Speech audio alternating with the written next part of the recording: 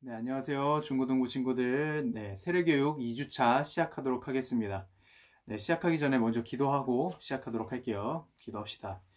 사랑이 많으신 하나님 아버지 감사드립니다. 주여, 오늘과 이렇게 세례교육 2주차를 시작하려고 합니다.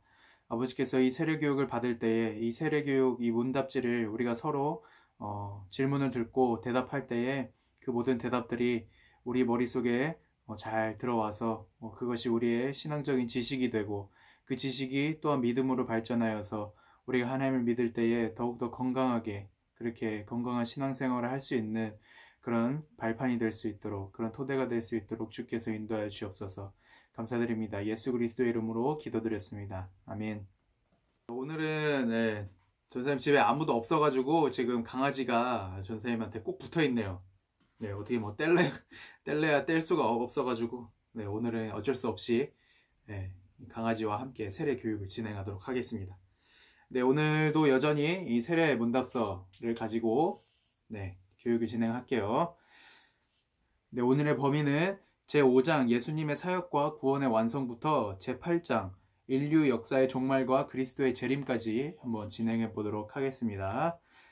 네, 그럼 제5장 예수님의 사역과 구원의 완성 시작해 보도록 할게요. 21번 예수님은 어떻게 잉태되었습니까? 네, 여러분들 예수님께서 어떻게 잉태되었는지 많이 들어서 아시겠죠? 네, 답으로는 동정녀 마리아의 몸에서 그리고 성령으로 잉태되었습니다. 마태복음 1장 18절 말씀에 그렇게 기록이 되어 있습니다. 다음으로 예수 그리스도의 두 성품은 무엇입니까? 네, 답으로 참 하나님이시며 참 사람이시므로 신성과 인성이 있습니다. 그리고 이 두 성품이 예수 그리스도의 한 인격 속에 연합되어 있습니다. 네, 여기서 잠깐 뭐를 설명하기 전에 다음 문제로 넘어간 다음에 설명해 드리도록 할게요. 23번 신성과 인성은 무엇입니까? 예수님의 신성은 하나님의 성품이고 그리고 인성은 사람의 성품입니다. 라고 이렇게 답으로 나와 있습니다. 네, 여기서 예수님께서는 신성과 인성 두 개의 달을 가지고 계신다고 하셨는데 여기서 말하는 신성과 인성은 어떻게 보면은 100%가 되기 위해서는 신성 50%, 인성 50%라고 생각을 해야 되잖아요. 근데 예수님께서는 그러신 분이 아니라 100% 신성과 100% 인성을 가지고 계시는 분이셨어요. 왜냐하면은 로마서 5장 말씀을 보면은 이런 말씀이 있습니다. 전사님 읽어드릴게요. 12절 말씀이에요. 그러므로 한 사람으로 말미암아 죄가 세상에 들어오고 죄로 말미암아 사망이 들어왔나니 이와 같이 모든 사람이 죄를 지었으므로 사망이 모든 사람에게 이르렀느니라. 네, 이 말씀이 어떤 의미를 가지고 있냐면 본문 말씀을 보면 한 사람으로 말미암아 죄가 세상에 들어왔다고 그렇게 기록이 되어 있잖아요. 여기서 말하는 한 사람은 아담을 의미합니다. 아담이 하나님께 어떤 죄를 범했었죠? 선악과를 먹지 말라고 했었지만 선악과를 따먹는 그런 죄를 불순종의 죄를 하나님께 범죄를 하게 됩니다. 그것으로 말미암아 이제 이후에 태어나는 모든 사람들이 아담이 지었던 그 죄의 전가받음으로 말미암아 갓난 아기가 아무런 죄를 짓지 않았음에도 불구하고 그 본성은 이미 타락하여서 그 본성이 죄로 가득 차여지는 그 죄의 전가를 받아서 하나님께 죄인으로서 그렇게 태어나게 됩니다. 그러나 이 죄를 없애기 위해서는 이 죄가 깨끗함을 받기 위해서는 또 다른 한 사람의 대표자가 필요했어요. 그 대표자는 아무런 죄가 없었어야 했고 그리고 인간의 대표자로서 그 대표자 또한 인간이었었어야 했습니다. 그런데 사람들 중에서는 죄가 없는 사람이 있었을까요? 없었을까요? 당연히 사람들 중에서는 죄가 없는 사람이 있을 수가 없습니다. 그래서 하나님께서 죄가 없으신 독생자 예수 그리스도, 완전하신 신이신 예수 그리스도를 인간의 모습으로 보내주시는 거였습니다. 만약에 이 예수님께서 인간의 모습으로 오셨을 때 반만 인간이었다고 한번 생각을 해봅시다. 그럼 반만 인간이었던 사람이 완전한 사람을 대속할 수 있는 완전한 희생 제물이 될 수 있는 자격이 주어졌을까요? 당연히 아니었겠죠. 그래서 예수님께서는 완전하신 신이신 죄가 없으신 완전하신 신이자 동시에 완전하신 인간의 모습으로 오셔서 우리의 인간의 대표자로서 대속제물로 희생제물로 바쳐질 수가 있었던 것입니다. 그래서 로마서 5장 17절에서 18절 말씀 보면 이런 말씀이 있어요. 한 사람의 범죄로 말미암아 이 아담의 범죄로 말미암아 사망이 그 한 사람을 통하여 왕노릇하였은즉 더욱 은혜와 의의 선물을 넘치게 받는 자들은 한 분 이 예수 그리스도를 통하여 생명 안에서 왕노릇하리로다. 18절 그런즉 한 범죄로 아담의 범죄로 많은 사람이 정죄에 이른 것 같이 이 한 의로운 행위로 말미암아 예수님께서 하셨던 그 한 의로운 행위로 말미암아 많은 사람이 의롭다 하심을 받아 생명에 이르렀느니라 라고 이렇게 기록이 되어 있는 것입니다. 우리는 100% 신이시자 아무런 죄가 없으신 100%의 인간의 모습으로 오신 예수 그리스도의 그 십자가 대속하심으로 말미암아 우리는 사망이 아니라 생명에 이를 수 있는 그런 은혜를 받게 되었다는 것이죠. 24번 문제. 예수님의 인성이 우리와 다른 점은 무엇입니까? 1번. 우리의 성품과 동일하나 죄는 없으십니다. 네, 예수님께서는 완전하신 인간이시지만 죄가 없으신 완전하신 신이십니다. 그런 모습으로 오셨다는 것이죠. 25번. 예수님의 12제자 이름은 무엇입니까? 이것은 베드로, 안드레, 야고보, 요한, 빌립, 바돌로메, 도마, 마태, 야고보, 다데오, 시몬, 가룟, 유다 이렇게 있죠. 이곳에서 예수님을 배신했던 제자는 누구였을까요? 바로 가룟, 유다였습니다. 네, 이것은 마태복음 10장 2절에서 4절 말씀을 보면 이 제자들의 이름이 나오는 것을 우리가 볼 수가 있겠죠. 다음 문제. 예수 그리스도의 세 가지 직분은 무엇입니까? 1번 선지자의 직분, 그리고 제사장의 직분, 그리고 왕의 직분이 있습니다. 그렇다면 예수님은 선지자의 직분을 어떻게 행하셨습니까? 1번 하나님의 뜻을 가르치고 세상의 죄를 지적하며 하나님의 심판과 구원을 선포하셨습니다. 28번 예수님은 제사장의 직분을 어떻게 행하셨습니까? 영원한 대제사장으로 우리 죄를 단번에 자기 몸을 화목제물로 드리셨고 지금도 우리를 위하여 항상 중보의 기도를 하십니다. 오직 예수님만이 우리의 중보자가 된다라는 말씀을 하고 있는 것이죠. 그렇다면 예수님은 왕의 직분을 어떻게 행하셨습니까? 1번 세상을 다스리시고 보호하시며 모든 원수를 이기십니다. 네, 이것이 예수님의 세 가지 직분을 설명해주는 그런 요소인 것이죠. 자, 30번 문제. 예수 그리스도의 낮아지신 신분의 모습은 무엇입니까? 성육신, 율법에 순종하심, 고난받으심, 십자가에서 죽으심, 그리고 장사되심입니다. 네, 이 그리스도께서 낮아질 필요가 전혀 없으신 그런 완전하신 신이셨지만 굳이 낮아지신 이유는 바로 우리들을 사랑하시기 때문에 우리를 구원하시기 위해서 그렇게 하셨던 것입니다. 31번. 그리스도의 높아지신 신분의 모습은 무엇입니까? 부활, 승천, 하나님 우편에서 다스리심, 그리고 세상 끝 날에 심판주로 이 땅에 재림하시는 것입니다. 라고 볼 수 있는 것이죠. 32번. 예수님의 지상사역을 기록한 책은 무엇입니까? 이것은 신약 성경이라고 볼 수가 있겠죠. 즉 사복음서, 처음 나오는 마태복음, 마가복음, 누가복음, 요한복음이라고 할 수 있습니다. 예수님은 어떻게 구원을 완성했습니까? 이거 중요한 내용이죠. 성육신 하시고, 성육신이라는 것이 완전하신 신이신 예수님께서 인간의 모습을 입고 오셨다는 것을 성육신이라고 말을 합니다. 그리고 3년 동안 하나님 나라의 복음을 전하시고 예수님께서는 3년 동안 30세부터 33세까지 하나님의 복음을 전파하셨었죠. 우리는 이것을 예수님의 3년의 공생애라고 얘기를 합니다. 그리고 율법에 순종하시고 십자가에 죽으시고 3일 만에 무덤에서 부활하시고 승천하심으로 완성하셨습니다. 이렇게 구원을 완성하셨다는 것이죠. 34번 문제. 구원받은 성도들은 어떻게 살아야 합니까? 이거 중요하죠. 예수를 위해 살고 복음을 전하며 말씀에 따라야 살아야 합니다. 이것을 대표하는 말씀으로서 지상명령, 예수님께서 승천하시기 전에 제자들에게 하셨던 명령을 지상명령이라고 하는데요. 우리는 이것을 마태복음 28장 18절에서 20절 말씀에서 우리가 볼 수가 있습니다. 전사님이 한번 여러분들에게 읽어드리도록 하겠습니다. 마태복음 28장 18절에서 20절 말씀이에요. 예수께서 나와 말씀하여 이르시되 하늘과 땅의 모든 권세를 내게 주셨으니 그러므로 너희는 가서 모든 민족을 제자로 삼아 아버지와 아들과 성령의 이름으로 세례를 베풀고 내가 너희에게 분부한 모든 것을 가르쳐 지키게 하라. 볼지어다 내가 세상 끝날까지 너희와 함께 있으리라 하시니라. 아멘.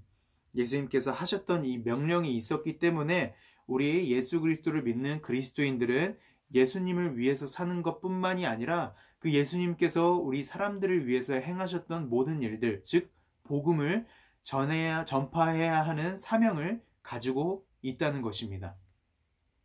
자, 그러면은 이제 6장으로 넘어가겠습니다. 제 6장 성령의 사역과 성도의 구원입니다. 네, 첫 번째로 우리의 구원은 어떻게 시작됩니까? 하나님의 여정과 성령의 부르심으로 시작됩니다. 성령은 무엇을 깨닫게 합니까? 하나님의 말씀과 우리의 죄 및 그 죄의 비참함을 깨닫게 합니다. 누가 우리를 거듭나게 합니까? 성령께서 하십니다. 요한복음 3장 5절 말씀에서 볼 수가 있죠. 그리고 성령께서 우리를 무엇으로 거듭나게 하십니까? 하나님의 말씀으로 우리를 거듭나게 하십니다. 그러면 진정한 회개는 무엇입니까? 1번 성령께서 깨닫게 하심으로, 2번 자기의 죄를 뉘우치고 예수 그리스도께로 나오는 것입니다. 네, 진정한 회개는 성령께서 우리를 깨닫게 하심으로 자기의 죄를 뉘우치고 예수 그리스도께로 나오는 것이라고 그렇게 볼 수가 있는 것입니다. 그럼 40번 문제, 회개의 3대 요소는 무엇입니까? 라는 것이 있죠. 답으로는 지적 요소, 이것은 죄를 깨닫는 것을 말하고, 감성적 요소, 이것은 죄를 슬퍼하는 것을 말하고, 의지적 요소, 그리고 이것은 예수께로 나아온다는 것을 얘기를 해줍니다. 그렇지만 이것으로만으로는 부족한 것 같아요. 전사님이 봤을 때 전사님이 하나만 더 추가하도록 할게요. 플러스로 하나님과의 관계 회복까지 가야 하는 것이 회개의 완성이라고 전사님은 그렇게 생각을 합니다. 네, 전사님이 회개에 있어서 중요한 두 가지 요소를 알려드리도록 하겠습니다. 먼저 첫 번째로 회개는 죄 용서는 전적으로 하나님의 주권 아래에 있다는 것입니다. 네, 회개는 이 죄 용서라는 것은 이 물건을 받을 수 있는 이 물물 교환의 형식이 아닙니다. 회개는 이 나의 호소일 뿐이에요. 죄 용서함은 이 상대방에게 달려 있습니다. 커피 자판기는 우리가 구매자가 돈을 넣으면 커피를 뽑아줘야 하는 시스템으로 구성이 되어 있죠. 만일 돈을 넣었는데 커피가 나오지 않았다고 해서 구매자가 화를 낸다면 그것은 구매자의 인격과는 전혀 상관이 없는 당연한 반응인 것입니다. 오늘날 교회가 회개에 대하여 잘못 생각하는 것이 있다면 그것은 바로 이러한 자판기 같은 시스템이라는 것이죠. 이 교회는 회개와 죄 용서가 서로 물물교환 형식으로 이루어지는 것처럼 가르치고 있다는 것입니다. 근데 죄 용서는 그러한 것이 아니에요. 회개를 우리가 가르친다고 하여서 무조건 죄 용서를 받는 것이 아니라 하나님의 주권에 달려 있다는 것이죠. 우리가 회개를 한다면 용서해 주실지 용서하지 않으실지에 대한 것은 오로지 그 용서함을 요구받고 있는 하나님의 주권에 달려 있다는 것입니다. 그래서 죄 용서함 또는 우리가 회개하여서 죄를 용서를 받는다는 것 또한 하나님의 은혜라고 할 수 있는 거예요. 그리고 두 번째로 죄는 이 죄 용서함, 이 죄를 회개하는 것에서 멈추는 것이 아니라 하나님께서 우리의 죄를 용서하셨다라는 것에서 멈추는 것이 아니라 더 나아가 하나님과의 관계 회복까지 우리가 나아가야 한다는 것입니다. 네, 전사님이 학교를 다니면서 참 좋아하는 교수님이 계셨는데 그 교수님이 쓴 이 레위기라는 책에 이 회개에 대해서 정말 회개의 올바른 방법에 대해서 정말 아주 정확하게 얘기를 해주고 있거든요. 전사님이 한번 읽어드릴게요. 이 내용은 이제 모세와 이스라엘 백성 가운데 그 금송아지 사건 아시죠? 그 금송아지가 있은 직후에 일어났던 일에 대해서 얘기를 하는 겁니다. 속죄 문제에 있어서 중요한 것은 단순한 죄의 용서가 아니라는 점이다. 진정한 속죄는 관계의 회복까지 나아가는 것이다. 죄사함은 형벌의 면제가 아니다. 그것은 관계의 회복이다. 이 점을 가장 잘 보여주는 예들 중 하나는 출애굽기 32장에서 34장의 황금 송아지 사건이다.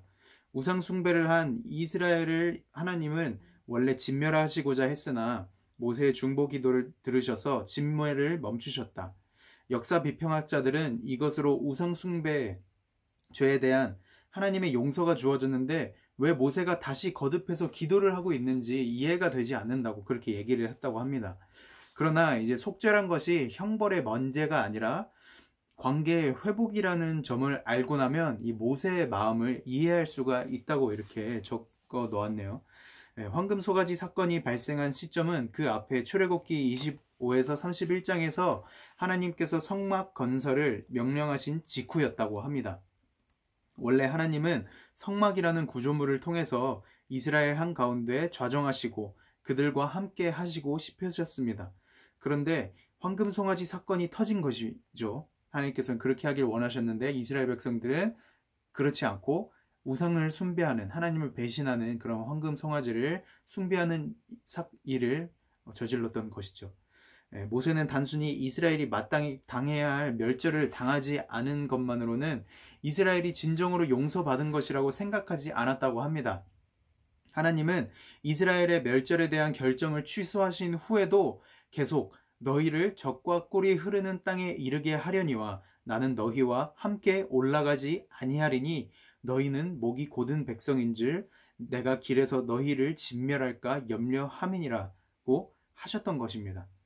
그래서 모세는 구약 성경에서 가장 기념비적인 기도를 하나를 합니다. 그것은 바로 나와 주의 백성이 주의 목전에 은총을 입은 줄을 무엇으로 알리이까? 주께서 우리와 함께 행하심으로 나와 주의 백성을 천하 만민 중에 구별하심이 아니니이까? 출애굽기 33장 16절 말씀에 이렇게 기록되어 있다고 합니다. 모세는 하나님과 함께하는 것, 하나님과 관계를 누리는 것이 중요하지 이 국토나 적과 꿀이 중요한 것이 아니라고 그렇게 강변했던 것이죠. 본질을 짚은 이 기도로 인해 하나님께서는 온전한 관계의 회복을 허락하셨습니다. 그리고 이스라엘이 성막 건설을 할 수 있게 또한 허락하셨습니다. 하나님과 이스라엘의 관계는 황금 송아지를 통한 우상 숭배의 죄 이전 상태로 돌아갔습니다. 이처럼 진정한 죄의 용서는 관계의 회복을 의미합니다. 이것이 없는 단순한 형벌의 취소는 속죄라고 할 수 없습니다. 이렇게 이 책에 써져 있습니다. 즉 회개는 그냥 단순히 죄를 회개받는 것, 죄를 용서받는 것에서 멈추는 것이 아니라 관계의 회복까지 이어져야 한다는 것이죠. 그만큼 회개라는 것은 하나님과의 관계까지 이르러야만 진정한 회개가 될 수 있다는 것입니다. 네, 그러면은 41번 문제, 성령께서 어떻게 은혜를 주십니까? 이것은 말씀과 성례와 기도를 통해 은혜를 주시는 것입니다. 그럼 죄인이 어떻게 의롭다 여김을 받을 수 있겠습니까? 1번 하나님의 은혜로, 2번 예수 그리스도를 믿음으로 받을 수 있습니다. 43번 문제, 성화란 무엇입니까? 성령께서 하시는 계속적이고 은혜로운 일로 죄인을 깨끗하게 하시고 날마다 새롭게 하시며 우리로 선한 일을 할 수 있게 하는 것입니다. 44번, 성도가 구원받는 순서는 어떠합니까? 이것은 소명, 부르심이고 중생, 거듭남, 회개는 돌이킴이고 신앙, 그리고 칭의, 수양, 성화는 거룩하게 되어가는 것을 의미합니다. 성도의 견인은 끝까지 지켜짐인데 이것은 하나님께서 우리들을 잡고 이끌어 주시는 것을 성도의 견인이라고 합니다. 그리고 영광스럽게 됨이죠. 네, 그러면 제7장 교회와 성도의 교회 생활로 한번 넘어가 보도록 할게요. 교회란 무엇입니까? 중요한 거죠. 1번 하나님의 백성들의 모임이며 그리스도의 몸이고 나라이며 성령의 전입니다. 네, 참 우리가 오해하기 쉬운 게 우리가 교회라고 하면은 우리가 교회 건물을 생각할 때가 참 많잖아요. 근데 교회는 그런 건물을 의미하는 것이 아니라 하나님의 백성들의 모임입니다. 즉 우리가 눈에 보이는 건물이 아니라 우리 하나님의 백성들이 모여있는 그 모임을 교회라고 얘기를 하는 것이죠. 그럼 교회는 몇 개입니까? 그리스도의 몸된 교회는 하나입니다. 그리스도의 몸에 지체된 많은 지교회들이 있습니다. 47번 문제. 지상교회와 천상교회는 무엇입니까? 지상교회는 이 땅 위에서 구원을 이루어 가는 교회이며, 천상교회는 하늘에서 승리의 찬송을 부르는 교회입니다. 지상교회와 천상교회는 그리스도 안에서 하나입니다. 48번 문제. 그렇다면 유형교회와 무형교회는 무엇입니까? 이거 중요합니다. 1번 유형교회는 참신앙을 고백하는 자들과 그들의 자녀들의 공동체이고, 2번 무형교회는 하나님의 택하심을 받은 성도들의 공동체입니다.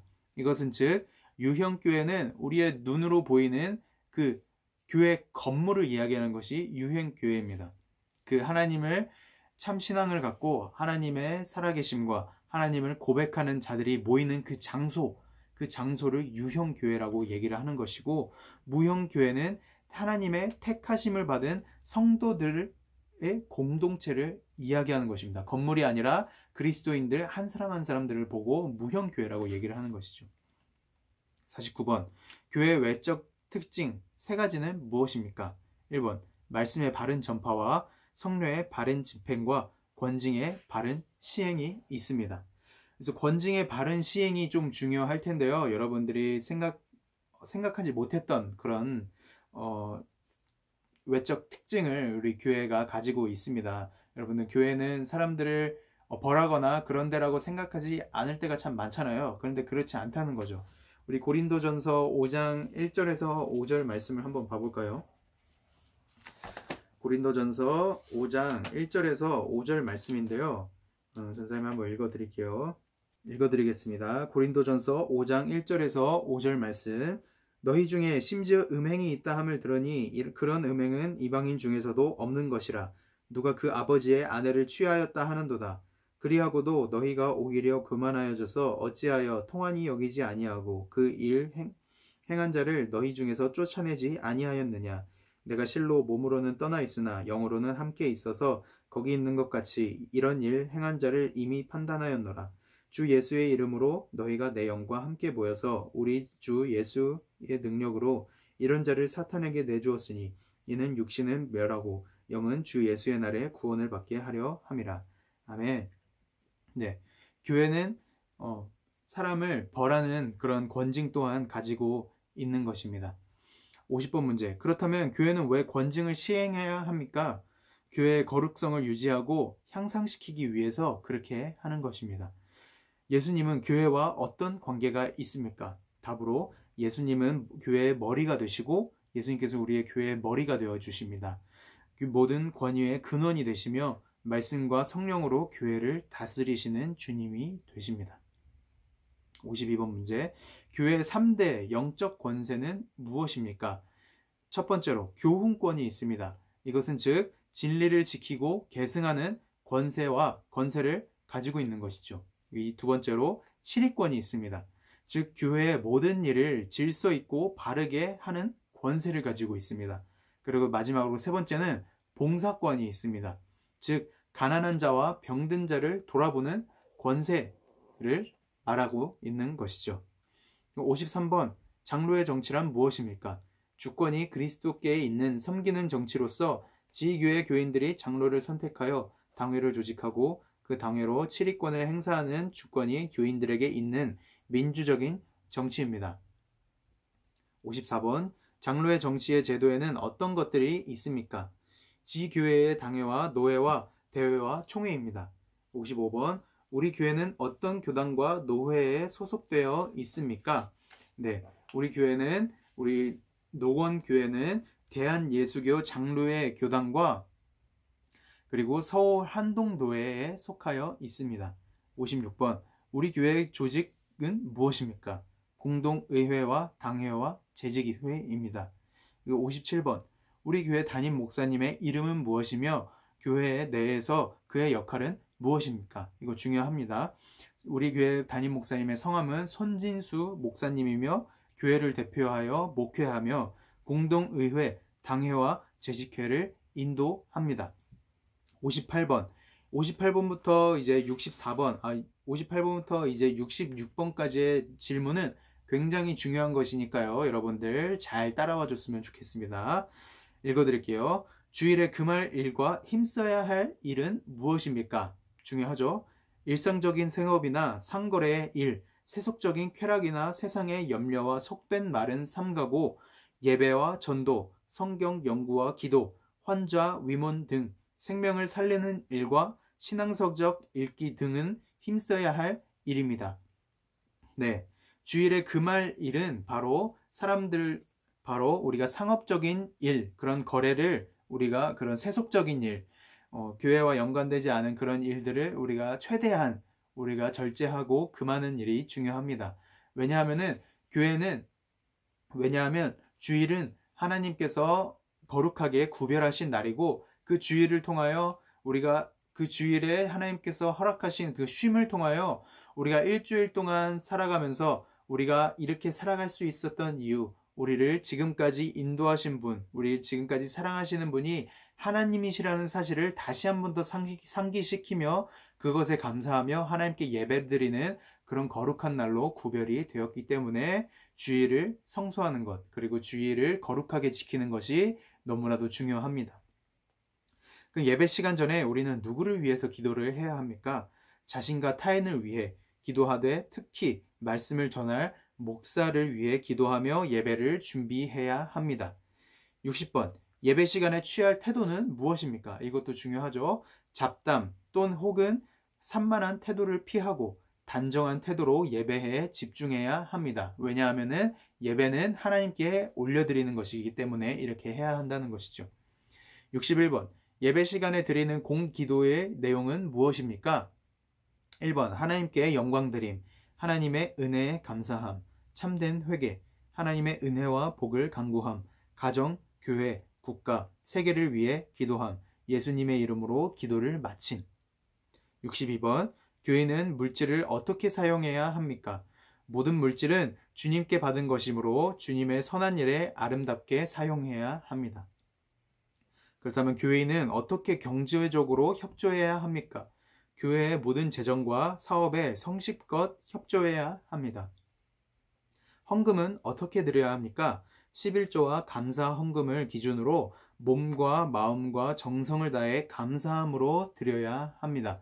우리는 헌금을 낼 때 그냥 아무렇게나 주머니에서 꾸깃꾸깃한 그런 돈을 꺼내서 그냥 넣는 것이 아니라 헌금을 할 때도 하나님께 드리는 것이기 때문에 감사한 마음으로 하나님께서 나에게 이 헌금을 허락해 주셨다는 그런 감사한 마음으로 하나님께 올려드려야 하는 것입니다. 65번. 교인의 의무는 무엇입니까? 예배와 집회 출석, 그리고 교회 일에 참여, 주님의 일에 대한 재정적 책임, 그리고 성경의 교훈을 힘써 행하며 교회 헌법에 순종할 의무가 있습니다. 교인의 권리는 무엇입니까? 교회의 정회원이 되며 교회 헌법에 따라 청원, 소원, 상소할 권리가 있으며 교회 법규를 따라 선거 및 피선거권이 있으며 성찬에 참여할 권한이 있고 교회를 위해 봉사할 특권이 있습니다. 이것은 저번 주에 1주차 때 전사님이 여러분들에게 설명을 해주었던 것이죠. 세례를 받으면은 교회 정회원이 될 수 있고 대표적으로 교회에서 집행하는 성례, 특히 성찬에 우리가 참여를 할 수 있다 이렇게 설명을 해줬었죠. 네. 그러면 우리가 다음으로 제8장 인류 역사의 종말과 그리스도의 재림에 대하여 우리가 한번 알아보도록 하겠습니다. 네. 이 땅에서의 삶은 어떻게 끝이 납니까? 육체적인 죽음으로 끝이 납니다. 라고 답이 나와 있습니다. 다음으로 육체적인 죽음이란 무엇입니까? 영혼과 육체의 분리이고 육체적인 생명의 끝입니다. 네, 그럼 다음으로 사람은 왜 죽음에 이르게 됩니까? 왜 이렇게 죽음에 이르게 되냐면은 바로 죄 때문에 죽음에 이르게 됩니다. 성도의 죽음은 어떤 것입니까? 이것은 형벌이 아니고 영혼이 육체를 벗어나 하나님께 가는 것입니다. 라고 이렇게 기록이 되어 있죠. 네. 그러므로 말미암아 우리 그리스도를 믿는 사람들은 죽음을 두려워하지 않을 수가 있는 것입니다. 71번. 사람이 죽으면 어디로 갑니까? 여러분들 잘 알고 있는 사실이겠죠. 1번. 악인은 저주를 받아 지옥으로 가고 성도는 구원을 받아 천국으로 갑니다. 72번. 지옥과 천국은 어떤 곳입니까? 먼저 지옥은 마귀와 귀신들과 불신자들이 형벌을 받는 곳이고, 그리고 2번 천국은 하나님과 천사와 성도들이 거하는 복된 곳입니다. 네, 이것은 성경 말씀에 써져 있습니다. 지옥 예수님께서 공생의 기간 동안 제자들에게 그리고 사람들에게 가르치실 때 지옥이라는 곳은 굉장히 뜨거운 불과 같은 곳이라고 얘기를 해주십니다. 그 후라이팬에 우리가 소금을 올려두면은 아무리 뜨거워도 웬만해서는 소금이 막 타닥타닥 튀지는 않거든요. 그런데 성경의 표현을 빌려서 한번 설명을 해드리자면은 이 후라이팬이 너무나도 뜨거워서 소금을 올려놨을 때 소금이 이렇게 타닥타닥 튈 정도로 그렇게 뜨거운 곳이 지옥이라고 합니다. 그런 형벌에 처해지게 된다는 것이죠.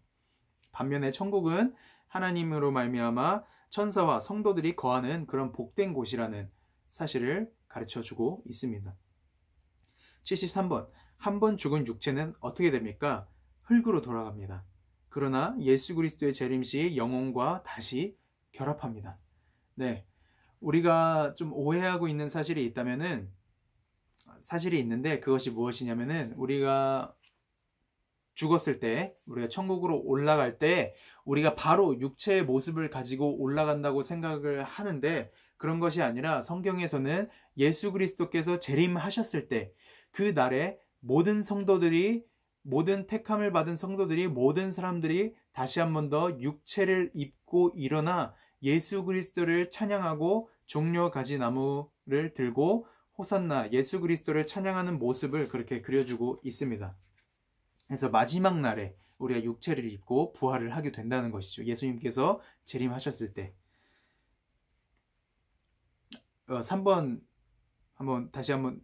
네, 3번 대답도 있었네요. 네, 그 후 신자는 생명의 부활에 이르고 불신자는 심판의 부활에 이르게 됩니다.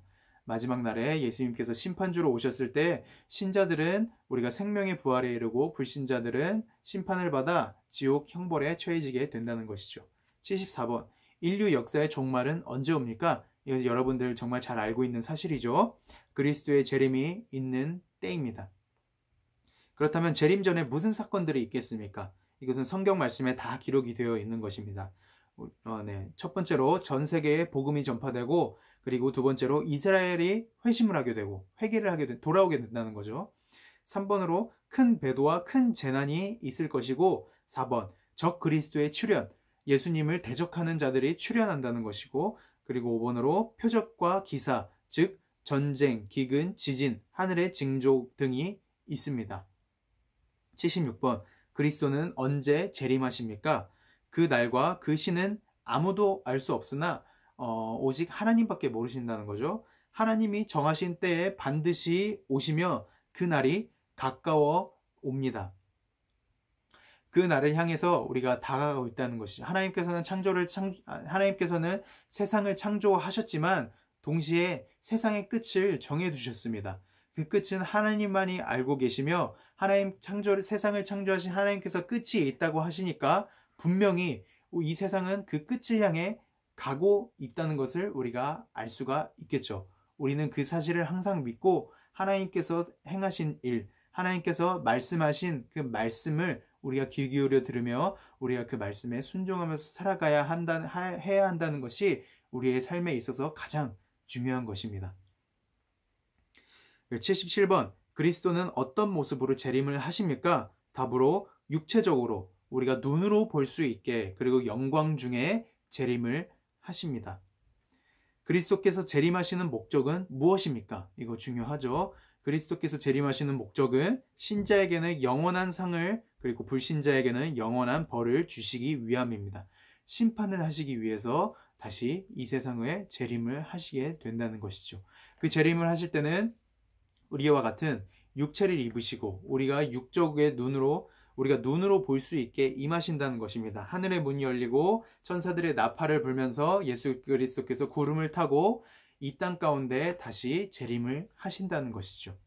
네, 그러면은 오늘은 좀 내용이 많았었던 것 같아요. 그래도 여러분들 지금까지 끝까지 설문답 교육을 끝까지 들어주셔서 너무 감사하고요. 여러분들 한 번만 듣는 것이 아니라 그만큼 세례문답이라는 것은 중요한 거기 때문에 여러분들 꼭 최소 두 번씩은 듣고, 그리고 배우고, 그리고 이 문제에 대한 답을 여러분들이 직접 쓰시는 그런 시간을 가졌으면 좋겠습니다.